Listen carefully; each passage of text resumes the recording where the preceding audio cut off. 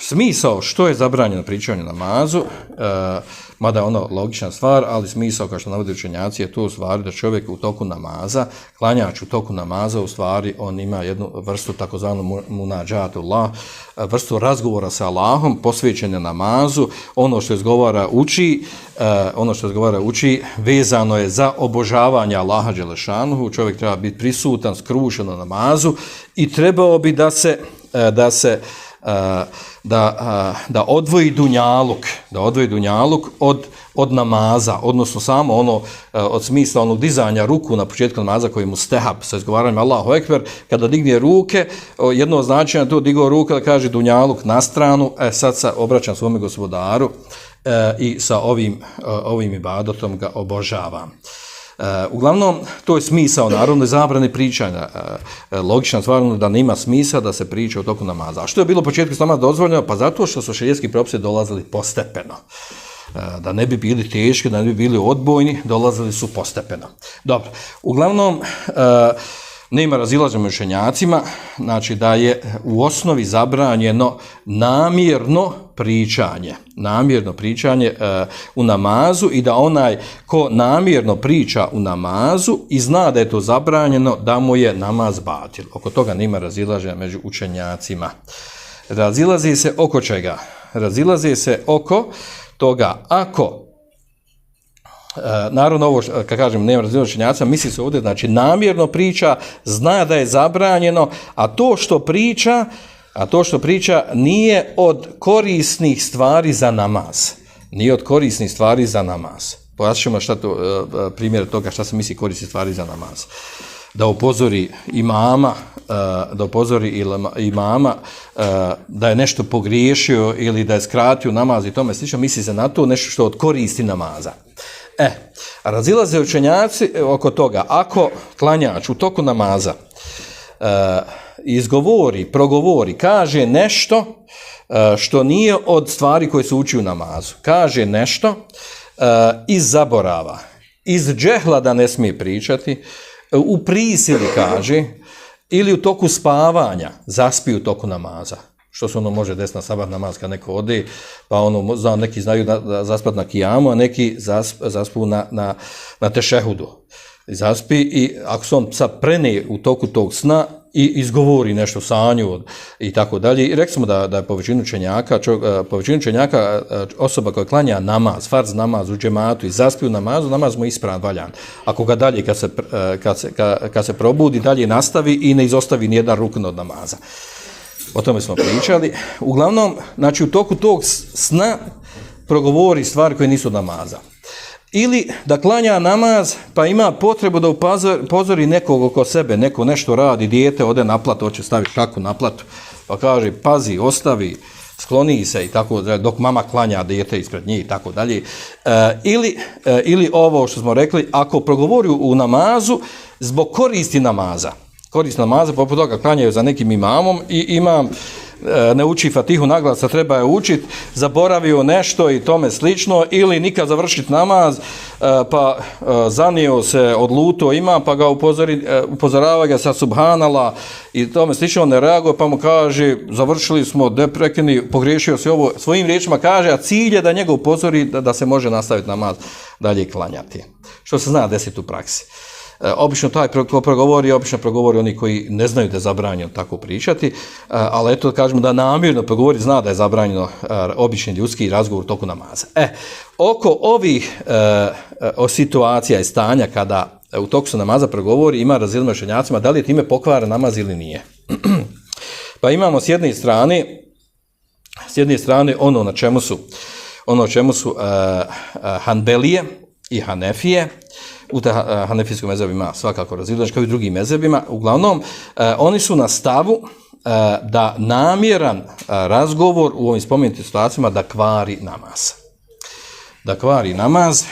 I oni to dokazuju naravno između ostalog i sa ovim hadisom u kojem je došla zabrana i sa hadisom u kojem je došlo da je da je jedan sahaba koji prenosi taj hadis rekao kunna nuselimu alejke fi salati, kada pitao poslanika sallallahu alejhi ve sellem, hadis mutafekun alejhi, kaže mi smo kaže tebi nazivali selam u namazu, fetaruddu alina, pa ti nama odgovoriš na selam u toku namaza. Kale inna fi salati la šugla, pa je poslanik sallallahu govorio, zaista u namazu ima okupiranosti nečima, to je okupiranosti onom što se uči, okupiranosti tim ibadetom. Pa kažu, namaz, smisao namaza je ono zbog čega je propisan i tu je potrebna skrušenost, prisutnost u namazu i govoriti nešto što je van namaza, to automatski narušava namaz i kvari namaz, bez obzira što su ove spomenute stanje da u pitanju i zaborava, i džehla, i u prisili, prilikom spavanja, prilikom podsjedavanja na nekog ili zbog koristi namaza. Na tome znači dva mezheba. S druge strane imamo drugo mišljenje, druga dva mezheba, Malikije, Šafije, kažu da je namaz, ovi koji ovakvu grešku naprave tokom namaza pričaju, da je njihov namaz ispravan i valjan. Znači iz džehla i zaborava ako progovore nešto što u korist namaza. Svejedno bio to onaj koji klanja kao imam ili onaj koji klanja muktedija, koji klanja me'mun, koji klanja za imamom. Sa čime on dokazuju? Oni dokazuju sa onim poznatim hadisom, već smo ga do sada imali sa hadisom Zulijedein, dugoruki onaj ashab, onaj hadis mutefekun alejhi, u kojem je došlo da je poslanik sallallahu alejhi ve sellem umjesto 4 rekata klanjao 2 rekata, predao selam, pa ga je upozorio taj ashab dugoruki i rekao mu kusirati salatu, a unesite, ili kaže skraćen namaz, ili si ti zaboravio Allahov poslaniče, pa mu je rekao poslanik lem tuhkar lem lensa, niti je skraćen, nisam ja zaboravio.